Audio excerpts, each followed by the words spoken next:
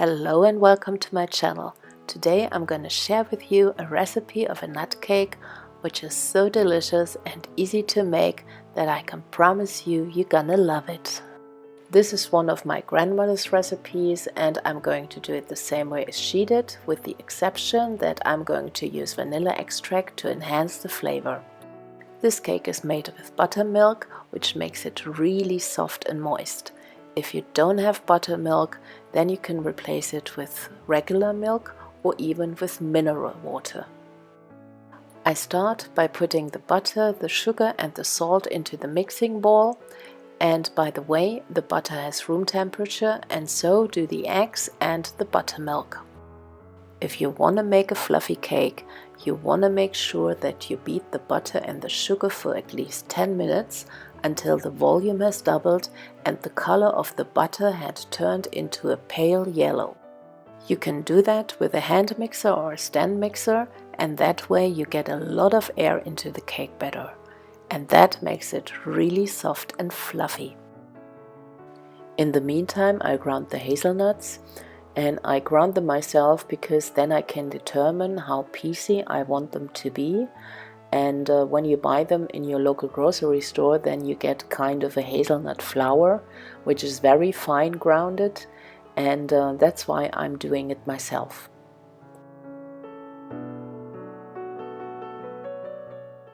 Then I just briefly pre-mix the hazelnuts, the flour and the baking powder in the bowl before I later add them to the cake batter.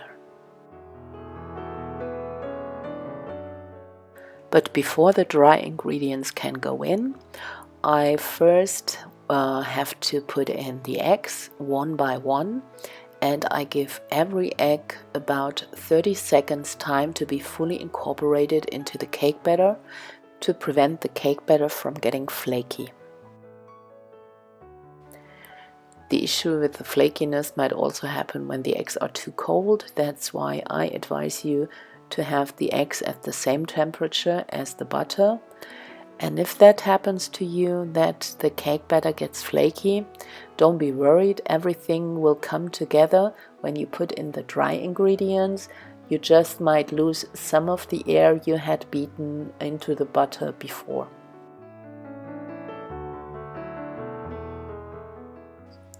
So when all the eggs are incorporated, this is what the cake batter looks like. It's very soft and creamy, almost like a buttercream which had gotten a little too soft.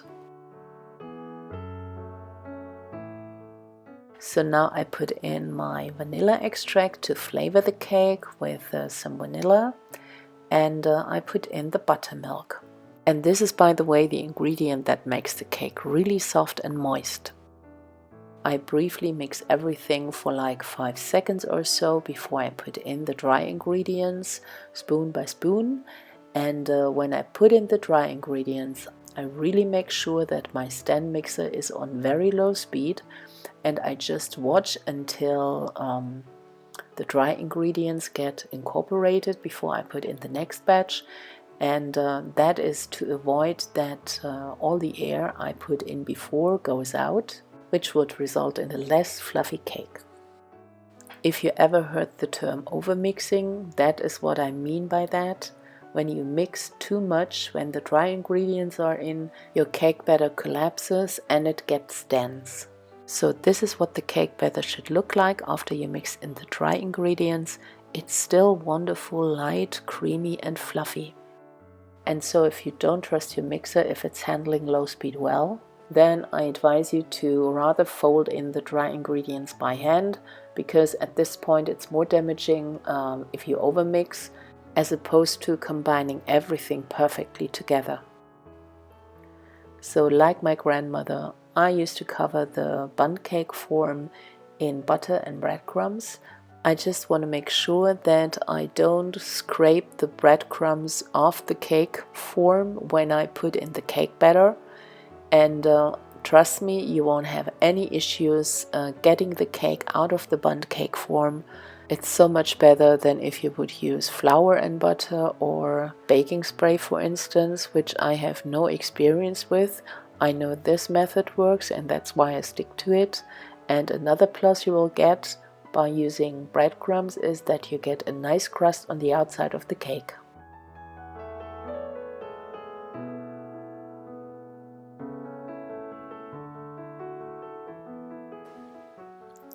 So this cake now goes into the oven at 170 degrees of Celsius or 340 degrees of Fahrenheit for about 50 minutes to 1 hour, depending on your oven. I advise you in any case to make a test with a wooden stick, and if it comes out clean, then your cake is done.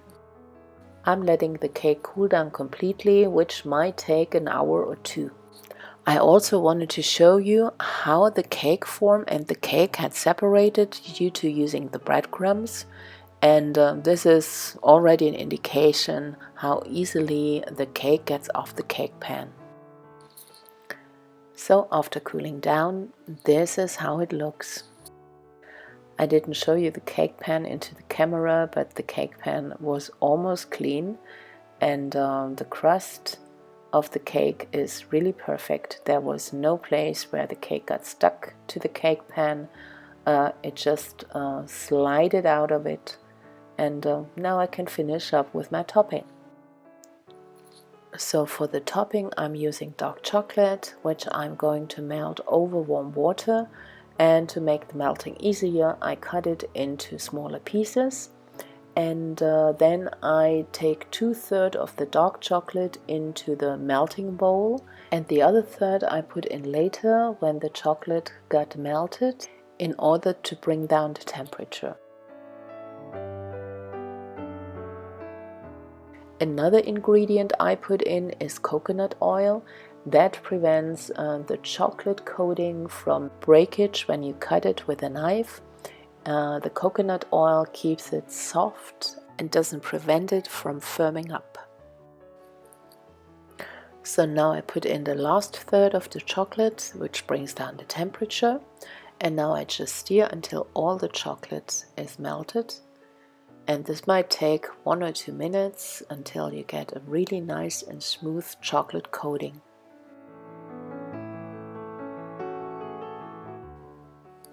So this is now perfect to go onto the cake without further ado.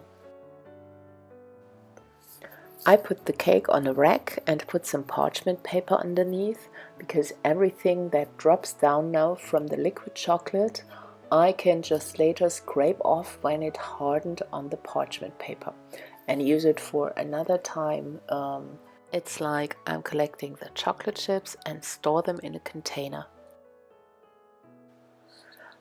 I wanted to make this chocolate coating partial, so kind of like a chocolate drip. I decorate with some nut sprinkles, and then I let the chocolate coating firm up, which might take half an hour to an hour.